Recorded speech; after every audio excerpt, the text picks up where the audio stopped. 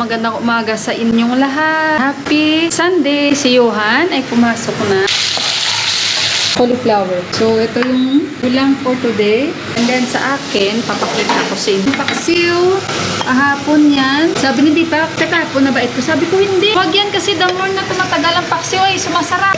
Ayan, naglaswa ako. Simple lang yan. This time is 11:29.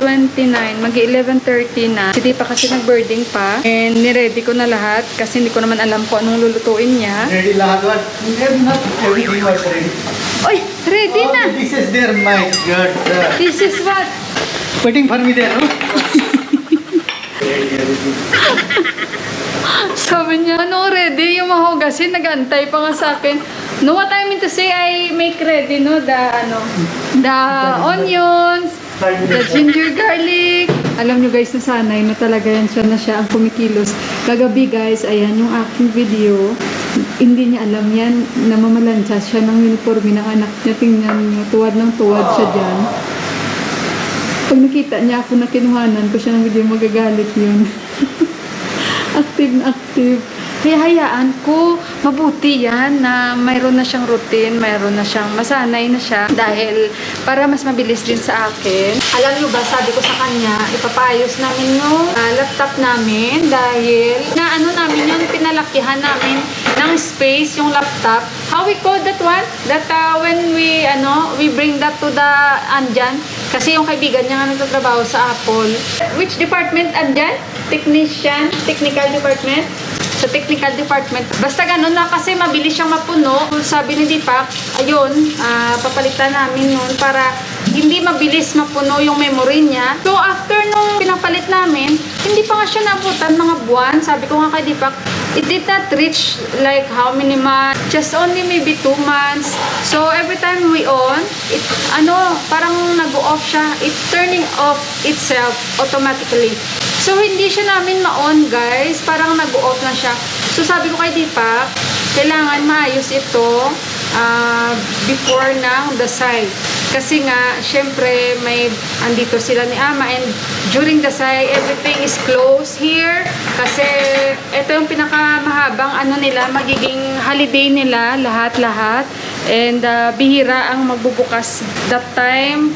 Kahit siguro mga restaurant, dahil yun nga guys, parang nila, lahat nag-uuwian sa kanilang mga villages and lahat busy sa paghanda dahil marami nga silang mga festival na darating and sunod-sunod yan guys. So sabi ko sa kanya, we have to fix it before the dasay or before the tihar kasi it will be very hard for us, and especially Ama is coming and maybe Ama had a plan to go in the village or in her village kasi yan talaga yung plano ni Ama.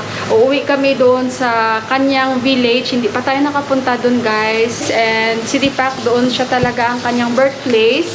Hindi yun sa isang village, makapunta na tayo doon at makapag-vlog tayo doon, which is napakahirap yung pasukin na village kasi very remote talaga siya. So pupunta kami doon kasi syempre andun yung mga kapatid talaga ni Ama, yung kapatid niyang lalaki, and yun talaga ang plano na uuwi kami doon. And ako ni Ama, so sabi ko kay Deepak, we have to fix it before the tihar or the sai, so it will be easy for us, especially sa akin na mag-edit ako ng aking vlog. She make the cauliflower powder.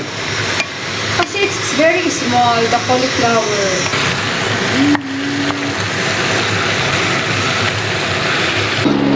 Guys, ayan. Ayan na yung niluto ni Deepak. Cauliflower. Kakain na kami. And yung kanyang dal. So, kakain na kami, guys. So, ayan guys, kami ay kakain na. Handa lang ni Deepak yung rice nila ni Buwa. Ayan, okay na. Kasi hindi ako kakain ng maraming rice. So, ayan na yung kay Buwa. Kuha man ako ng lemon, guys.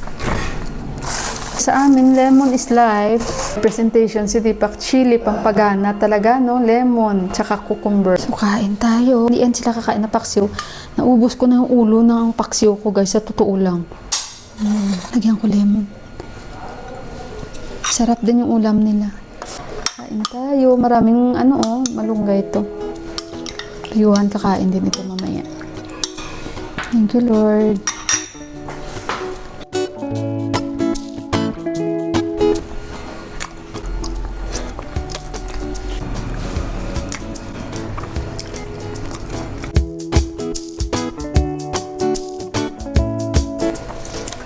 Tignan nyo guys, winter na. Malamig na, gloomy na lagi. Umiinit siya pero iba na. Juan parang nagrereklamo siya ng lalamunan niya.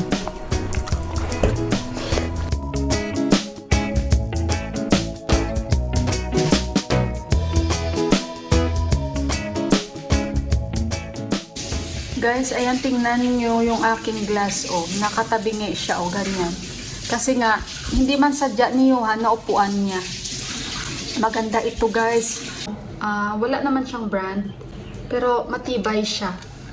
So, katapos lang kumain, nagugas na ako ng aking plato. Ayan, oh, pag sinuot ko, oh, it's, tingnan niyo. It suits you. That's better. Sabi ni Deepak, it suits daw sa akin. Wala na siya tigil. Kahit magluto siya, wala na yan siya tigil. Kaya sabi ko, pag tapos ka nang magluto, tsaka ka na magpunas-punas dyan, siya ibaliktad. Bago siya magluto, linisan niya talaga. Walang tigil. Oh. Hanggat matapos siya magluto. So yan guys, thank you Lord. Tapos na kami kumain at masarap yung aming mga ulam. Salamat sa blessings talaga. And after nito, akyat na rin kami ni Deepak sa taas at gagawa kami ng... Ito naman ako, may nag-comment na naman dyan. Kay, ewan ko baka babae o lalaki. Sir Dennis o ganon Dennis ang pangalan eh. Ayan yung kanyang comment. Magpabili daw ako kasi instead daw ng iPhone. So magpabili na lang ako daw ng LV, Gucci, tapos ano pa yun ng mga bag. Ano naman ilagay ko dyan? Okay, sana kung bandol na pira, ilalagay natin sa loob. Ano ilalagay ko? Naalala ko talaga noon, binigyan ko si ama ng bag. No? May mga nabibili-bili kasi noon na mga branded na bag sa Dubai. Marami guys sa Karama yun. So, mga ano guys, imitation ng mga bag. Alam niyo naman napakarami na ng mga peke, 'di ba? Ang dami-dami. Doon parang bawal na. Noong time na yung guys, napakatagal na. May bag ako guys na Gucci. Magandang quality kahit ano siya, limitation. Imitation. So maliit, no? Kasi si ama gusto niya mga maliliit na bag. Binigay ko kay ama. Tapos, yung bahay namin that time first floor pa dito. So ngayon binigay ko kay ama na wala si ama, umalis siya. So pagbalik niya, gamit niya yung bag ng Gucci na bigay ko, beige yung kulay na yon. Maliit lang siya. Pumunta si ama sa kusina, ang laman ng bag na yon, carrots, patatas, mga chili. Binuhos niya sa lamesa. Swear to God guys, swear to God. So kung magkakaroon man ako ng mga bag na ganyan, aanhin ko yan. Kung pupunta pa kami sa mabilihan ng gulay, baka malagyan ko lang yan ng mga patatas, malagyan ko lang yan ng mga carrots, o diba? Tapos ang mahal-mahal pa. Para lang ano? Ang dami pong bag. O hindi ko rin naman ginagamit. Diba? Kaya tigil-tigilan niyo ako. O ibibili ko yan, ipabili ko yan ng mga Prada doon at ano. Mahal-mahal kaya nun. Nakita ko sa online, sa Amazon. Tag 2,000, $2,000, mga ganun mo, Diyos ko. Baka, imbis na wala kaming problema ng aking mga bilas, baka mag-away-away pa kami dun, guys. Ito, bigyan niyo ako. Sindan niyo ako dito. Suotin ko yan. Tuwing mag-vlog ako, suot-suot ko yung mga bag na yan. Para worth it. Hindi mo kong bili-bili mo, naka-display lang. Diba? Diba? Guys, 5:30 na dito. Inantay ko si Johan. O, tingnan niyo, oh. Hindi man umulan pero since morning makulimlim, inaantay ko na lang si Johan guys. Talagang pa-winter na kasi malamig na talaga. Tama lang yung lamig pero iba na ngayon ang weather.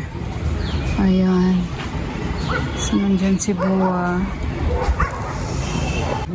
Tingnan yung lulusog, sabi ko kay Buwa ng kanyang mga halaman na inalagaan.